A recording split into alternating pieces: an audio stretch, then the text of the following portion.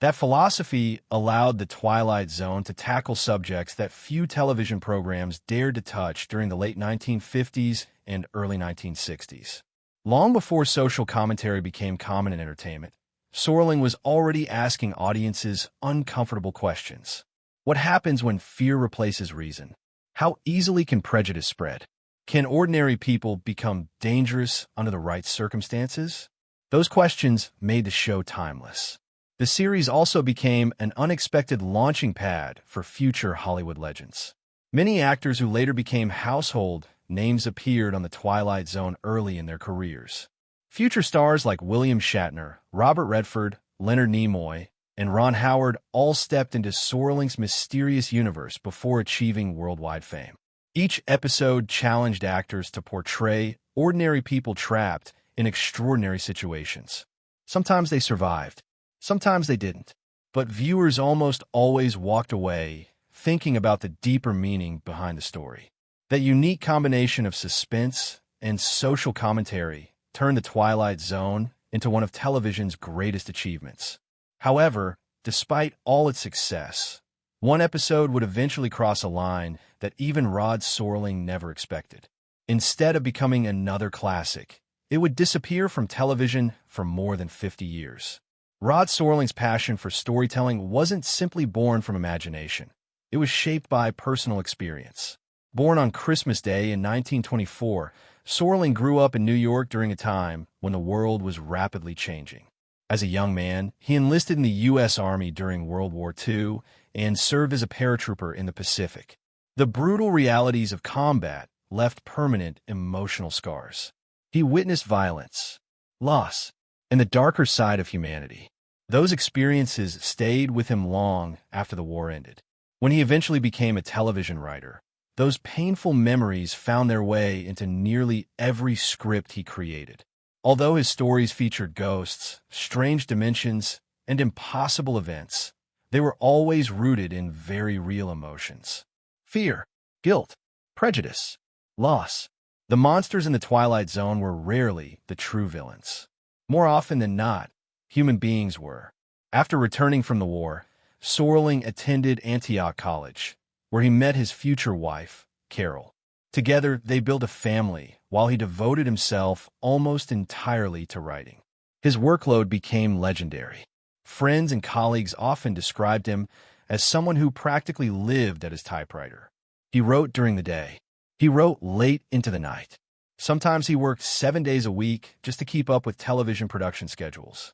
Despite those exhausting hours, his family remembered him as a warm, funny father who loved practical jokes and never allowed fame to change who he was. To viewers, he appeared serious and mysterious. At home, he was known for making people laugh. It was an unexpected contrast that revealed another side of the man behind television's most mysterious series. Even with Serling's incredible dedication, The Twilight Zone constantly battled financial problems. Producing imaginative television wasn't cheap. Every strange creature, every unusual set, every special effect required money the producers often didn't have. By the fifth season, budgets had become so tight that the production team needed creative solutions just to finish the series. One of the most fascinating decisions involved an award-winning French short film called An Occurrence at Owl Creek Bridge. Rather than spending thousands of dollars producing another original episode, the producers purchased the television rights to the already completed film. It turned out to be one of the smartest financial decisions they ever made. The movie had already earned international recognition, including an Academy Award for Best Live-Action Short Film. After trimming it slightly to fit the television schedule, it aired as an episode of The Twilight Zone. Although it lacked aliens or supernatural creatures, its dreamlike atmosphere perfectly matched the show's haunting style. Many fans still consider it one of the series' greatest achievements. Ironically, one of its most memorable episodes wasn't even originally made for television. Another unforgettable part of The Twilight Zone was its music. Today, nearly everyone recognizes those haunting opening notes. Just a few seconds of that theme instantly transport audiences into another dimension. Surprisingly, however, that famous melody almost never existed. The earliest episodes use completely different music composed by Bernard Herrmann, the legendary musician who also created scores for Alfred Hitchcock classics like Psycho and Vertigo. Eventually, CBS executives decided they wanted something new. Searching for a less expensive solution, they discovered music written by Romanian composer Marius Constant. He accepted the assignment for only a modest payment, unaware that his composition would become one of the most recognizable television themes ever created. For years, many viewers didn't even know who had written it. Only decades later did Constant finally receive the recognition he deserved. Sometimes history hides remarkable stories behind even the smallest details. As The Twilight Zone continued growing in popularity, another important decision helped shape its identity forever. Who would narrate the episodes? Originally, producers planned to hire a professional voice actor. Several well-known announcers were considered. Even Orson Welles reportedly entered discussions. But nothing seemed quite right.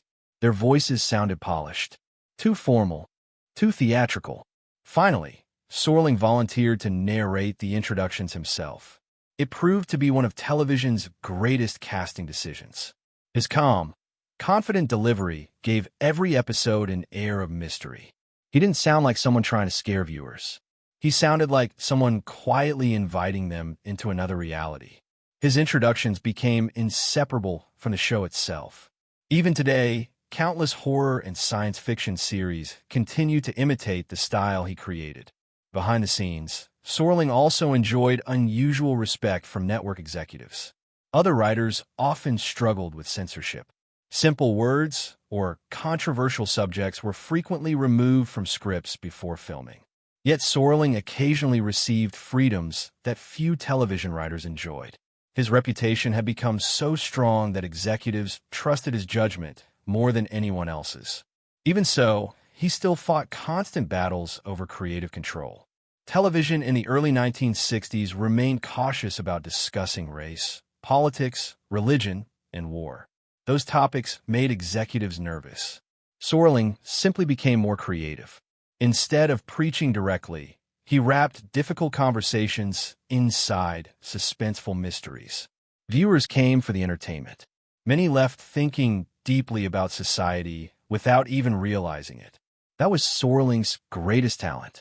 He never lectured his audience. He invited them to discover the message for themselves. However, that approach would eventually produce one story unlike any other. One episode explored wartime hatred in a way that felt painfully realistic. Instead of distant planets or imaginary creatures, it focused on lingering wounds left by World War II. The story centered around two strangers trapped inside a small attic. As their conversation grew more intense, buried anger, old prejudice, and painful memories slowly surfaced. A mysterious samurai sword appeared to fuel the growing tension, forcing both men to confront the darkest parts of themselves. It was one of Rod Serling's boldest attempts to examine racism, guilt, and the emotional damage caused by war. But instead of earning praise, the episode sparked outrage. What happened next shocked everyone involved with The Twilight Zone. Rather than becoming another classic, the episode disappeared from television for over 5 decades. When it first aired during the 5th season of The Twilight Zone in 1964, few people expected it to become the most controversial chapter in the show's entire history. Unlike many of the series' famous episodes, this one didn't rely on aliens, time travel, or bizarre creatures from another dimension. Instead, it explored something far more unsettling: human prejudice. The story unfolds inside the attic of an old American house. There, two strangers find themselves trapped together. One is Fenton, a World War II veteran carrying painful memories from the Pacific battlefield. The other is Arthur Takamori, a young Japanese-American searching for work. At first, their conversation seems ordinary.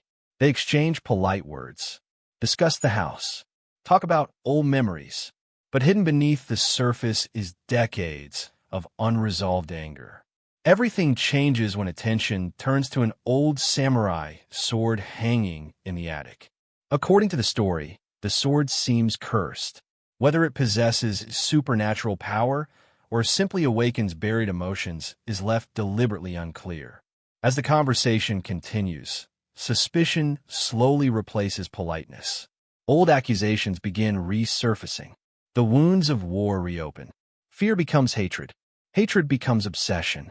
Before long, both men are forced to confront painful truths they have spent years trying to bury. Like many classic Twilight Zone stories, the supernatural element isn't the real focus. The true horror lies within the human mind. Rod Serling had always believed television should challenge audiences rather than simply entertain them. Throughout the series, he used science fiction to examine racism, discrimination, fear, and intolerance. But the encounter touched an especially sensitive subject. The episode suggested that Arthur's father may have betrayed America during the attack on Pearl Harbor. For many viewers, particularly Japanese Americans whose families had suffered through wartime internment camps, that implication was deeply offensive. Thousands of loyal American citizens had already endured suspicion, discrimination, and imprisonment simply because of their ancestry. To suggest another act of betrayal, even within a fictional story, reopened painful historical wounds. The criticism arrived almost immediately. Community organizations condemned the episode. Many argued that it reinforced harmful stereotypes rather than challenging them. Others believed the emotional scars of World War II were still too fresh for television to handle responsibly. CBS quickly found itself facing intense backlash. The network made an extraordinary decision. Instead of defending the episode, they quietly removed it. Future reruns excluded it. Television marathons ignored it. Syndication packages left it out entirely. As years turned into decades, new generations of viewers grew up believing The Twilight Zone consisted of every episode except one. It became television's forgotten chapter. Ironically, the controversy transformed the encounter into one of the most sought-after episodes in television history.